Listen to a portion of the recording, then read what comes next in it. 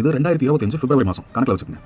ஒருத்தன் ஓடுற ட்ரெயினில் பொண்ணுக்கு பாலியல் தொந்தரவு கொடுத்து அந்த பொண்ணு உடன்படலன்ட்டு அந்த பொண்ணை ஓடுற ட்ரெயினில் இருந்து கீழே தள்ளி விட்டுருக்கான். என்னன்னா இவன் மேலே ஏற்கனவே நிறைய கேஸ் இருக்கான்.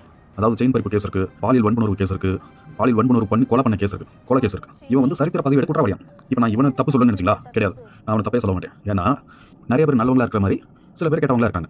அது அவனுடைய வேலை. அவன் வந்து அவனுக்கு அதை செய்ய பிடிச்சிருக்க செய்யறான். சரி, ஓகேவா? அவனுக்கு சப்போர்ட் பண்ணுறீங்களா? ஆமாம், அவனுக்கு சப்போர்ட் பண்ணுறேன். ஏன்னா அவன் கொலை பண்ணுவான், பாலியல் வன்புணர்வு பண்ணுவான். அது அவனுடைய வேலை. இப்போ இந்த மாதிரி ஆளுங்களுக்கு தண்டனை கொடுக்கணும்ட்டு ஒருத்தனுக்கு பவர் கொடுத்துருப்போம்ல, அரசாங்க ரீதியாக ஒருத்தனுக்கு தண்டனை, இவனுக்கு தண்டனை வாழ்வு சாவு நிர்ணயிக்கிற ஒரு அதிகாரத்தை ஒருத்தனுக்கு கொடுத்துருப்போம்ல, அவனுக்கு பேர் தான் நீதிபதினு சொல்லுவாங்க. அவனுக்கு மக்கள் வரி பணத்தில் இருந்தால் சம்பளம் போகும், லட்சமாக சம்பளம் போகும். வேலை செய்ய ஆளுங்க, கார் ஓட்ட டிரைவர், தங்கறதுக்கு பெரிய வீடு, இது எல்லாமே மக்கள் வரி பணத்தில் இருந்தால் செலவு பண்ணுறாங்க. 2025 பிப்ரவரி மாதத்தில் அந்த கர்ப்பிணி பொம்பளை கீழே தள்ளி விட்டாங்க, ஓடுற ட்ரெயினுக்கு கீழே தள்ளி விட்டாங்க. இவன் மேலே ஏற்கனவே 2024 ஏப்ரல், அப்போ கணக்கு போட்டுங்க, ஒரு வருஷம் கூட முழுசாக முடியல. என்ன கேஸ்னா 2022 ஏப்ரலில் ஒரு பொண்ணை பாலியல் வன்புணர்வு பண்ணி தலையில் கல்லை போட்டு கொண்டிருக்கான். கொலை, கொடூரமான கொலை. இதுக்கு தண்டனை எவ்வளவு? 11 மாதம்.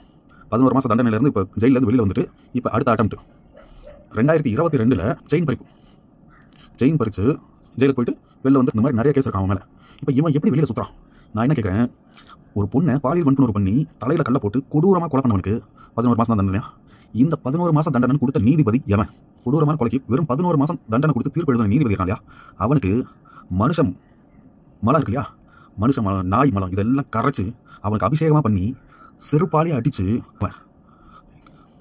என்ன கொடூரமாக கொலை பண்ணிடுறான். தலையில் கல்லை போட்டு உன் வீட்டு அந்த ஜட்ஜுக்கு நான் கேட்குறேன், உன் வீட்டு பொம்பளை இந்த மாதிரி கூட்டு வந்து பாலியல் வன்புணர்வு செஞ்சு தலையில் கல்லை போட்டு கொன்னா 11 மாதம் தான் தண்டனை கொடுப்பியா?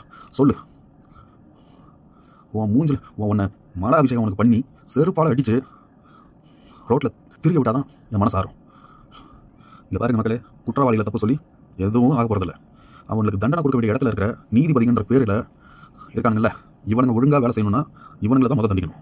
இவன் மேலே நிறைய கேஸ் வந்து பெண்டிங்கில் இருக்கான். அதாவது கோர்ட்டில் எடுத்து விசாரிக்கவே இல்லை. இன்னும் விசாரிச்சாலும் என்ன பிரயோஜனம்? 2 மாதம் 3 மாதத்தில் வெளில வரப்போகிறான். கொலை கேஸ், கொடூரமாக கொலை கேஸ். எத்தனை வருஷம் ஜெயிலு? இவன் எப்படி வெளில சுற்றுறான்? 2024 ஏப்ரலில் கொலை பண்ணவன், அதுவும் கொடூரமாக கொலை பண்ணவன், எப்படி 11 மாதம் மட்டும் எப்படி அவனுக்கு வந்து ஜெயில் தண்டனை எப்படி வெளில சுற்றுறான்? நிறைய கேஸ் ஏற்கனவே பெண்டிங்கில் இருக்கான். அப்போ இவனுக்குலாம் வந்து தண்டனை கொடுக்காம அதுவும் கம்மியான தண்டனை கொடுத்துட்டு யார் அந்த நீதிபதி? ஏன் நீதிபதிகளுக்கு என்ன வேலை செய்ய முடியாது அவங்களுக்குலாம்? அப்போ இந்த நீதிபதிகளுக்குலாம் சம்பளம் கொடுக்குறது எதுக்கு? வேலை செய்கிறாங்களா இல்லையா?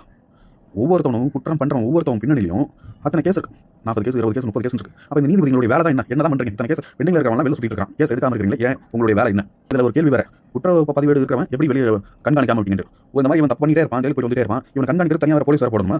போலீஸ் போட்டு இவன் கண்காணிக்கிறதுக்கு போலீஸ் போடணும். அதுக்கு பொதுமக்கள் நாங்கள் வரி பணத்தில் சம்பளம் கொடுக்கணும். இதுக்கு தான் நாங்கள் சம்பாதிக்கிறோம், கஷ்டப்பட்டு வேறு செஞ்சு இந்த மாதிரி குற்றவாளிகளை கண்காணிக்கிறதுக்கு ஒரு போலீஸ், இதுக்கு எங்களுடைய வரி பணத்தில் சம்பளம்.